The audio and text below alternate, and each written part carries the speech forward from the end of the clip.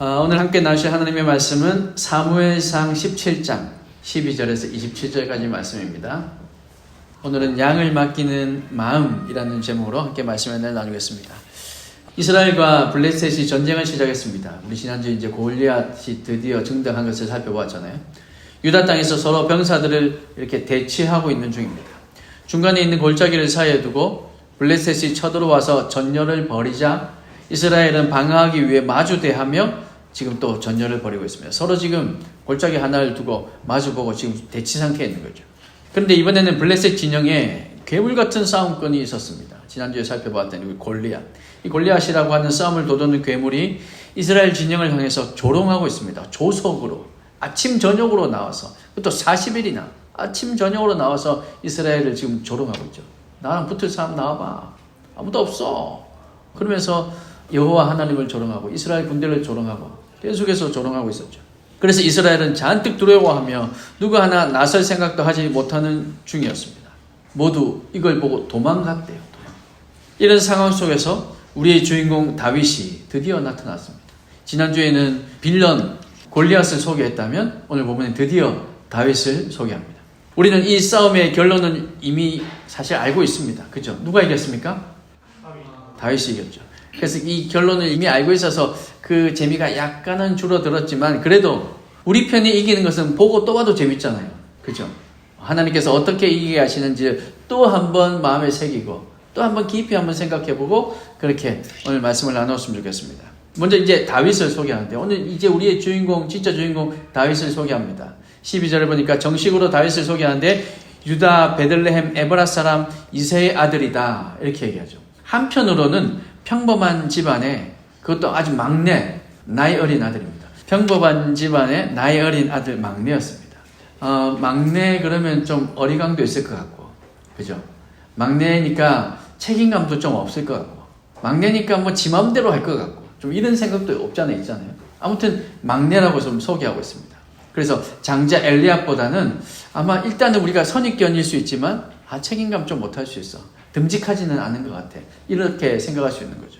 그리고 또 이새는 나이가 많다 이렇게 기록하고 있죠. 그의 아버지 이새 성읍에서 장로로 인정받고 있는 사람. 그래서 사무엘이 장로들을 초청해서 제사 드릴 때 이 이새를 초청해서 제사를 드릴 수 있었던 겁니다. 그래서 그 핑계로 사울의 눈을 피해서 다윗에게 가서 기름 부을 수 있었던 것이죠. 그리고 13절 14절 보니까 장성한 세 아들이 있었답니다. 엘리압, 아비나답, 삼마. 이 장성한 세 아들이 있었는데 근데 이 장성한 세 아들 엘리압은 보자마자 사무엘이 보기에 이야 정말 기름 부을 만한 사람이구나. 야 하나님께서 정말 왕으로 세울 만한 사람이구나 라고 생각이 들 정도로 아주 훌륭해 보였던 것 같습니다. 그런 장성한 세 아들 엘리압과 아비나답과 이 삼마는 사울을 따라서 사울을 쫓아서 사울의 군대에 징집되어서 지금 전쟁에 나가 있었습니다. 그런 반면에 다윗은 아직 전쟁에 나갈 수도 없을 만큼 어렸습니다. 이스라엘은 대략 20세에서 50세까지가 군대에 나갔습니다. 그래서 그 사람들을 주로 숫자를 셀 때에도 남자의 숫자를 세는데 남자도 무조건 어린애라고 다 쳐주느냐 그게 아니라 이 정도 나이가 돼야 쳐줬던 거죠. 아직 전쟁에 나갈 수도 없을 만큼 어린. 그래서 다윗은 형들을 따라가지 않고 집에 남아 있었습니다. 15절에 보니까 다윗은 사울에게로 왕래했다. 사울에게 보내줬다. 아버지의 심부름을 했답니다. 그렇지만 여전히 그는 군사가 아닌 양을 치는 소년이었습니다. 양치기였어요. 양이나 몰아야 되는. 지금 양치기도 사실은 보통 일은 아니지만 지금 그렇게 군사와 비교해서 이렇게 표현하고 있는 거죠. 양이나 치는 소년이었습니다. 또 16절에 40일을 조석으로 이렇게 얘기하는데 이 말은 골리앗이 이스라엘을 조롱하고 또 겁을 주면서도 쳐들어오지는 않고 있습니다. 이 정도면 지금 이스라엘 백성들이 어쩌지 못하고 지금 저쪽 편에 분명히 정탐꾼이 있었을 것이고 뭐 그 시절에는 많은 경우는 없었겠지만 드론은 없었으니까 그래서 세밀하게는 못 봤다 할지라도 분명히 저쪽 이스라엘 진영에서도 지금 뭔가 일어나고 있는 것들을 정탐을 통해서 알고 있었을 텐데 그럼에도 불구하고 이 괴물 같은 골리앗이 쳐들어오지는 못하고 있었습니다. 아니 군사 몇 명만 데리고 아니 한 부대 정도만 데리고 가도 이스라엘 백성들이 혼비 백성 도망갈 텐데 그런데 골리앗도 쳐들어오지 못하고 있었어요. 이게 무슨 의미일까요? 왜 골리앗이 쳐들어가지 않았을까요? 귀찮아서 그랬을까요? 골리앗도 1대1로 싸우고 싶었는데 그 1대1로 싸울 어떤 한 사람이 나올 때까지 끝까지 기다린 걸까요? 사울이 나올 때까지 니네 왕 사울이잖아 내보내봐 끝까지 기다린 걸까요? 사실은 생각해 보세요. 직전 전쟁이 뭐였습니까? 누구랑 싸웠습니까? 요나단이 누구랑 갔습니까? 자기 무기 든 사람 한 명. 사실은 요나단 한 명이었지만 어쨌든 인수로 따지자면 2명. 그 2명이 가서 블레셋을 혼비백산하게 만들었어요. 그런데 그 블레셋도 그것을 몰랐을까요? 블레셋이 저 요나단 한 명 때문에 그랬다 생각했을까요? 블레셋도 전쟁의 신이라 불리는 그 여호와 하나님, 여호와라는 저 신이 우리를 이렇게 만들었어 라는 것을 너무나도 잘 알고 있었던 거죠. 그러니 지금 이 괴물 같은 골리앗, 그냥 칼만 한번 휘두르면 다 죽을 것 같은 이 이스라엘, 축복낙엽처럼 떨어질 것 같은 이 이스라엘 향해서 지금 골리앗이 발걸음을 옮기지 못하고 있는 겁니다. 그저 조롱만 하고 있는 거죠. 와서 자멸하게 그렇게 만들고 싶었는 거죠. 이 골리앗이 쳐들어가지 못했던 것도 사실은 그도 하나님을 두려워하고 있었기 때문이죠. 블레셋이 하나님을 두려워해서 지금 쳐들어오지 못하고 있습니다. 그런데 하나님을 믿는 백성, 하나님 편에 서 있던 이스라엘 백성들은 지금 어떻습니까? 하나님을 보는 것이 아니라 저 골리앗을 보면서, 골리앗은 하나님을 보고 지금 들어가지 못하고 있는데 이스라엘 백성들은 그 골리앗을 바라보고는 두려워서 벌벌 떨고 있다는 겁니다. 이 너무 아이러니 아니에요? 야, 정말 어떻게 이럴 수 있을까 싶은 생각이 들지 않으십니까? 사랑하는 여러분, 우리는 하나님을 믿지 못하고 의지하지 못하고 있지만 블레셋과 그리고 골리앗, 즉 세상은 아닌 것처럼 하지만 사실은 하나님을 두려워하고 있습니다. 여러분, 이런 것은 우리가 살아가다 보면요, 여러분 직장생활 하시다 보면, 여러분 세상에서 믿지 않는 사람들과 섞여 살다 보면 이런 일은 너무나도 많이 경험하게 됩니다. 사실 이런 일은 눈에 보이게 드러나진 않거든요. 그렇지만 그 이면을 조금만 들여다보면 이런 일들이 너무나도 많다는 거죠. 그래서 우리를 죽일 것 같이 하면서도 우리에게 손을 대지 못하는 이유. 그들은 표현을 이렇게 합니다. 예수장인데 건드리면 재수없어. 괜히 예수장이 건드렸다가 재수없을 수 있으니까 괜히 건드리지 마. 이렇게 표현하지만 사실은 그들은 재수없다는 게 무슨 말입니까? 사실 그들이 두려워하고 있는 거죠.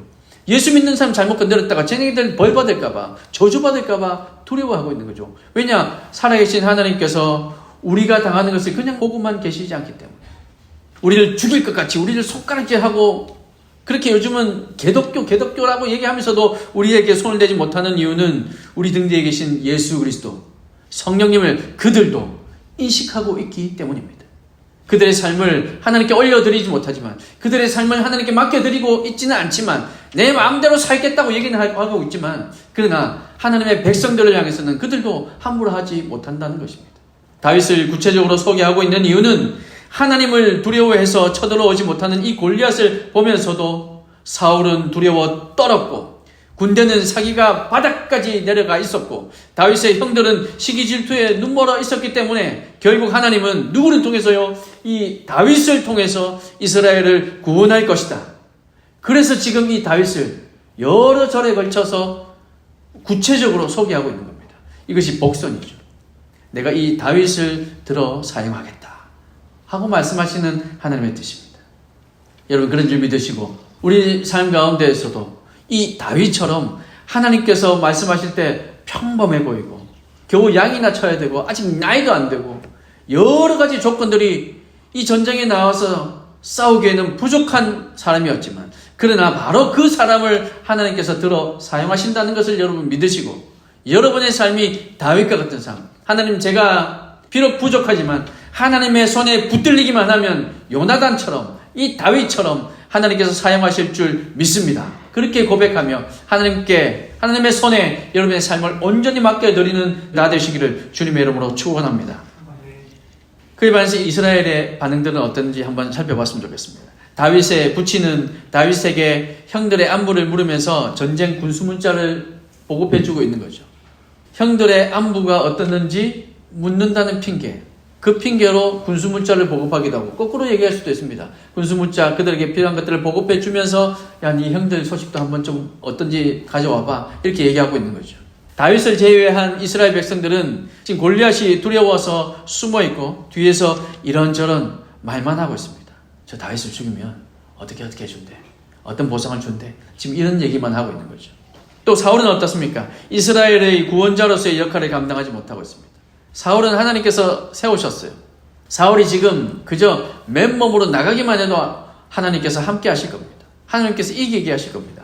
만에 하나 사울이 그 전쟁에서 죽게 한다 할지라도 하나님께서 그 죽음을 결코 헛되게 하지 않으실 겁니다.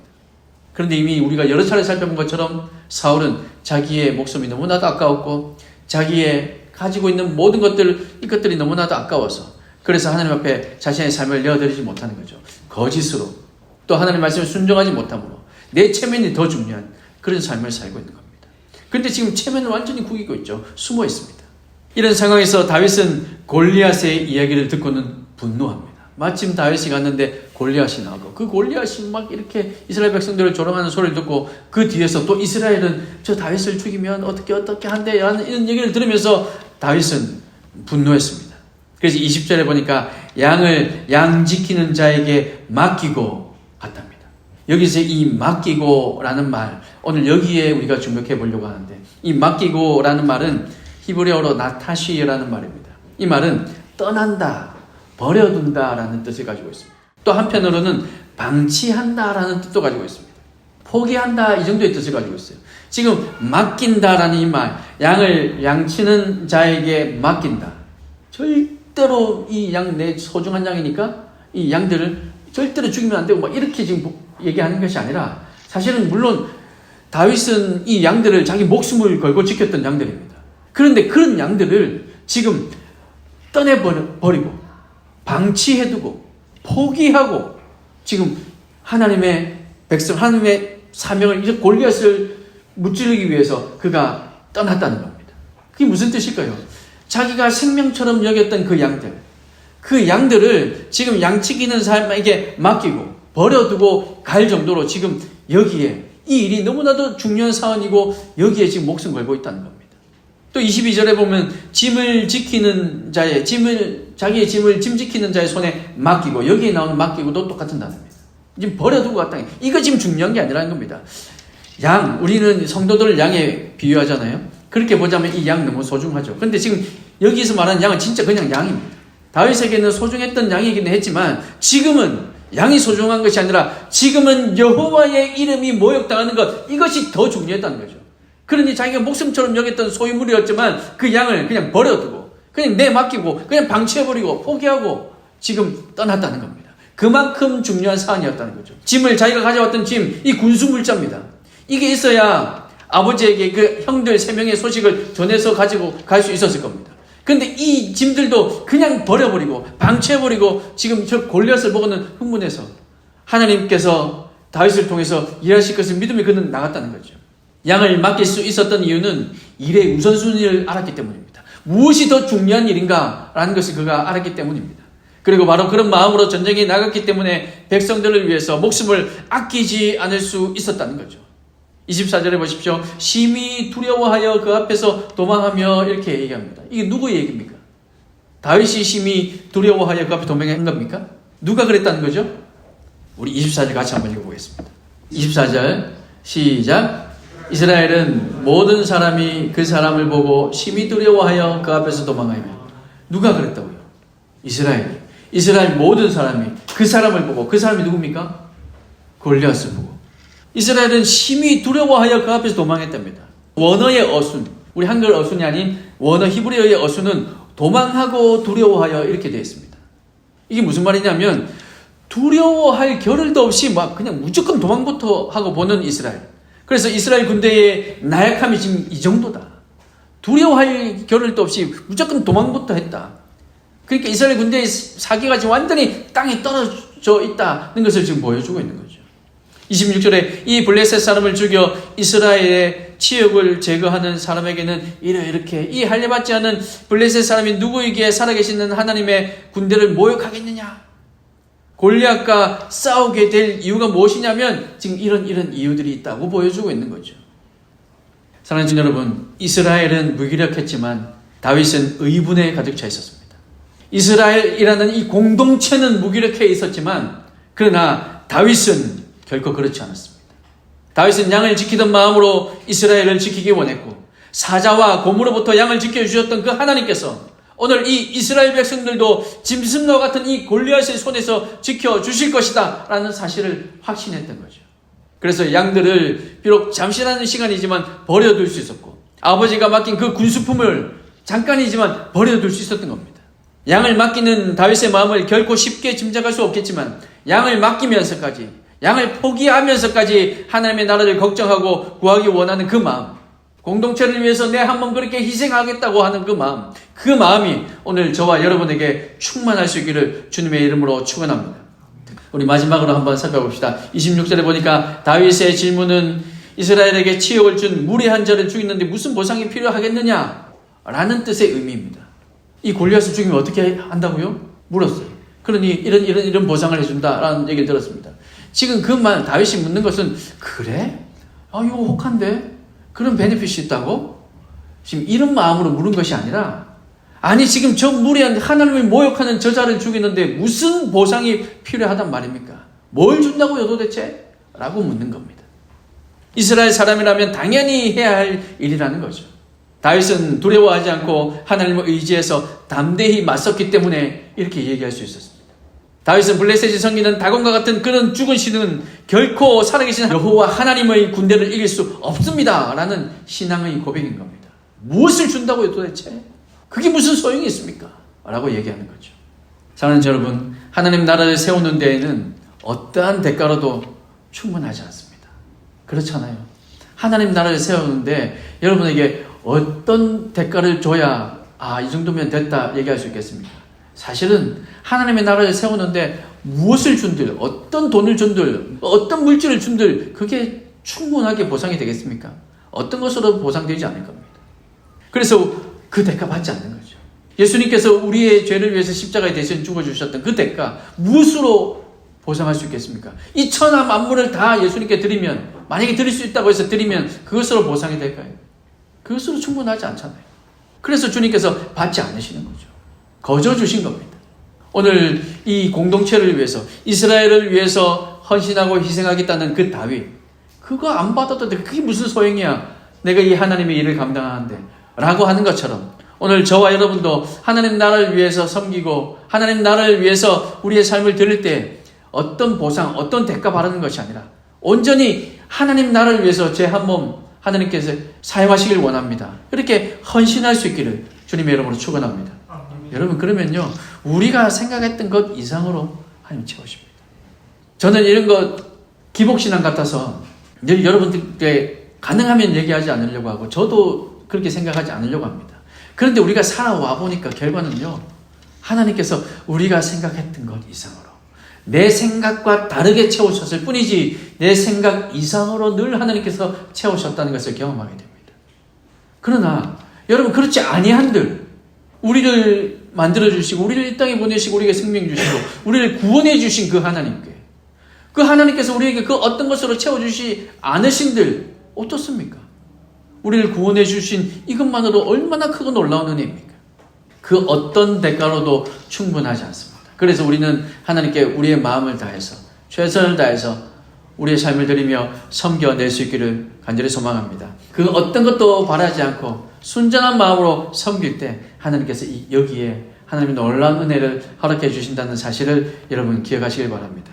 다윗처럼 양들도 내려놓고 나타시 버려두고 아버지의 명령도 내려놓고 군수품도 다 내려놓고 원수를 향해서 나아가서 예수의 이름으로, 여호와 하나님의 이름으로, 만군의 왕이신 여호와 하나님의 이름으로 나가 싸워 승리하는 바로 이 다윗처럼 오늘 저와 여러분도 예수 그리스도의 이름으로 나가 싸워 승리하는 우리가 다 되시기를 우리 주님의 크신 이름으로 축복합니다.